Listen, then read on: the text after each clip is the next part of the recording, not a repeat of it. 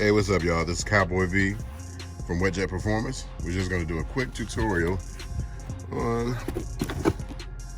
the Seadoo under storage bag. So it goes in the hood.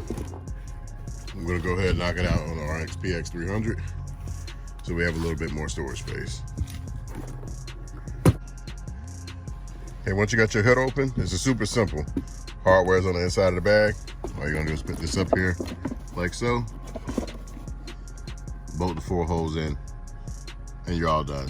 So I'll show you what it looks like when I'm finished. Okay, once you got all your screws in place, go ahead and tighten them down.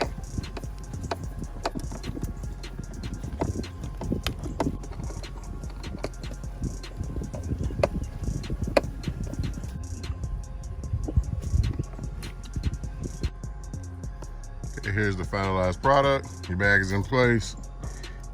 Got a little bit of extra room for storage.